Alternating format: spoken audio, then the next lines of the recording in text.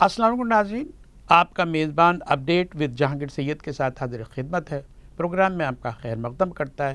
ناظرین، انتہائی سنگین اور دھماکہ خیز خبر ہے، انتہائی پریشان خبر ہے اور عالمی برادری کے لیے پریشان خبر ہے کہ روس نے نہ صرف جارحیت کی یوکرین پہ، یہ حقیقت ہے، اور جو ہے وہ اپنا قبضہ برقرار رکھنے کے لیے اس کے اپنے مفادات ہوں گے، اس کو جسٹیفائڈ بھی وہ کرتا ہوگا، لیکن اس کا کہنا یہ ہے کہ اب روس ایٹمی فورس کو ہائی الرٹ کر چکا ہے۔ اس کا مطلب ہے کہ ایٹمی جنگ کی تیاریاں دونوں طرف سے شروع ہیں، اور امریکہ نے بھی اندیا دے دیا ہے کہ وہ ایٹمی تیاری کا جواب ایٹمی تیاری سے دے گا، اور یوکرین ہے وہ بیچارہ پھنس گیا ہے سینڈوچ میں، اس کے یورپی یونین اور امریکہ زبانی جمع خرچ کر رہے ہیں، اس کی حقیقی مدد نہیں کر رہے ہیں، اور یہی ان کا وتیرہ بھی ہے امریکہ کا اور یورپی یونین کا۔ بات بڑی بڑی کرتے ہیں، وعدے بڑے بڑے کرتے ہیں،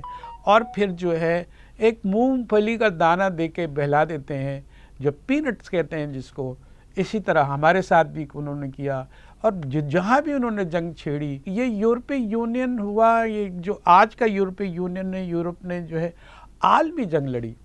عالمی جنگ کے نتیجے میں تباہی کس کی ہوئی؟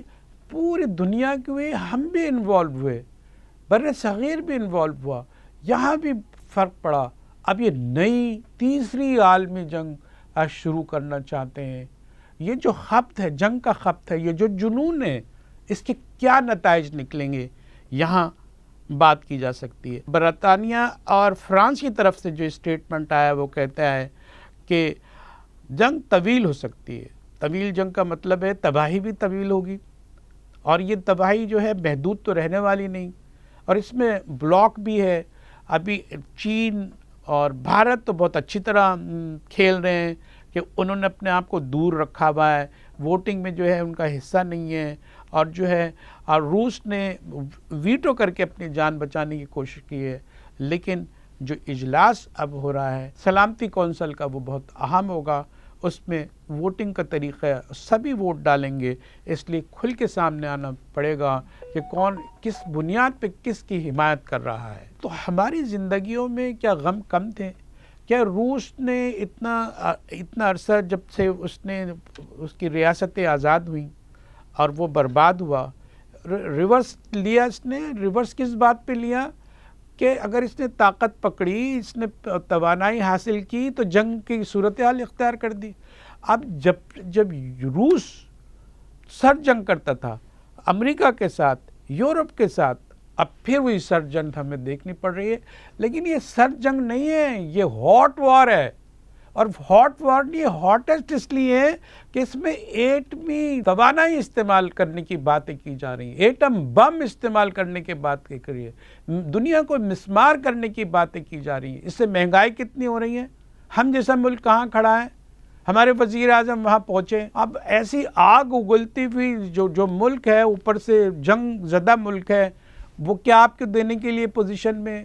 اس نے کیا دیا ہے؟ اسے تو خود جب ضرورت ہے آپ کی مدد کی، اس کو حوصلہ تو ملا ہے کہ کوئی تو آیا ہمارے گھر پر، اور ایسے وقت آیا جب ہم آگ اور شعلوں میں گھرے ہوئے تھے، لیکن ہمیں کوئی فائدہ نظر نہیں آتا۔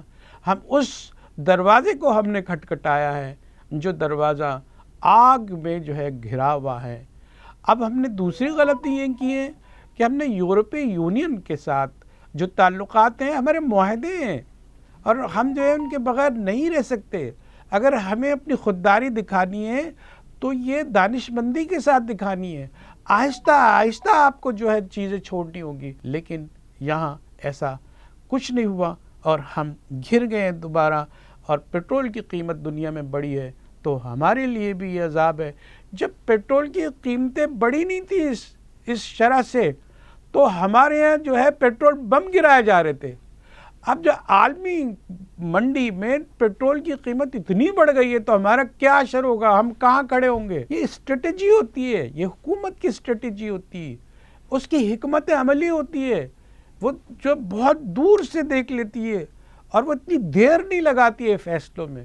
یہاں جو ہے وہ دوربینی نہیں ہے، دور کی بات دیکھنے کی صلاحیت ہی نہیں ہے ہماری حکومت میں، اور یہاں جو بے چینی ہے، ہماری ساری توجہ یہ ہے کہ اقتدار کی ایک کرسی ہے، اس پہ حزب اختلاف بھی بیٹھنا چاہتی ہے، حزب اقتدار اس پہ قبضہ اپنا قائم رکھنا چاہتی ہے، اپنے اقتدار قائم رکھنے کا چاہتی ہے اچھے لفظوں میں، اور اس جو ہے ہاتھیوں کی جنگ میں گھاس بکھ رہی ہے جو نیچے قدموں میں آ رہی ہے، وہ عوام میں۔ یہاں اگر ہمارے وزیر اعظم سمجھداری سے، ٹھنڈک سے، زیرک ہونے کے جو دعویٰ ہے ان کا، وہ ہر چیز کو، ہر ملک کو، امریکہ کو بھی بہت اچھی طرح سمجھتے ہیں، برطانیہ کے تو وہ ماسٹر ہیں، اور اسلامی ممالک کو بھی سمجھتے ہیں، اور ریاست مدینہ کو تو خوب سمجھتے ہیں۔ تو یہ بھی سمجھ لیں کہ ہم نے یہ جو عالمی جنگ ہے اور ایٹمی جنگ کی ابتدائی علامتیں پوری نظر آتی ہیں، ہم کہاں کھڑے ہیں اور ہمارے ساتھ کیا ہونے چلا ہے، اور ہمیں بچانے والا اللہ تو ہے، لیکن جو آپ کو اختیارات دیے تھے، کیا ہم بچ سکیں گے اس سے؟ کیا ہم ایک اندوناک طوفان میں، اور جس کو سونامی آپ کہتے رہے ہیں، سونامی تو اسی طرح کا تو ہوتا ہے کہ آگ ہو اور جو آہن وہ پورا آسمان سے ادھر گرتا ہے، اور اس سونامی میں زلزلہ آ جاتا ہے اور سمندر اپنے پانی اچھال دیتا ہے اور لوگ غرق ہو جاتے ہیں۔ اچھائی کی دعا یہ ہے کہ خدا اس جنگ کو بند رکھے، ہمارے حکمرانوں کو دور دیکھنے کی صلاحیت عطا فرمائے، صحیح فیصلوں کی صلاحیت عطا فرمائے۔ عوام بہت مایوس ہیں، بہت نا امید لگتے ہیں اپنے حکمرانوں سے، اور یہ جو ہماری اقتدار میں حزب اختلاف والے، ان سے بھی کوئی اچھائی کی امید نہیں، ان کے پاس بھی کوئی ایسا منصوبہ نہیں ہے کہ وہ اقتدار میں آ کے حالات بدل دیں گے۔ ناظرین، یہی ہمارا تبصرہ تھا، تجزیہ تھا اس خبر کے حوالے سے، ایٹمی جو جنگ کے امکانات ہیں اس پر۔ اپنے میزبان جہانگیر سید کو اجازت دیجیے، خدا حافظ۔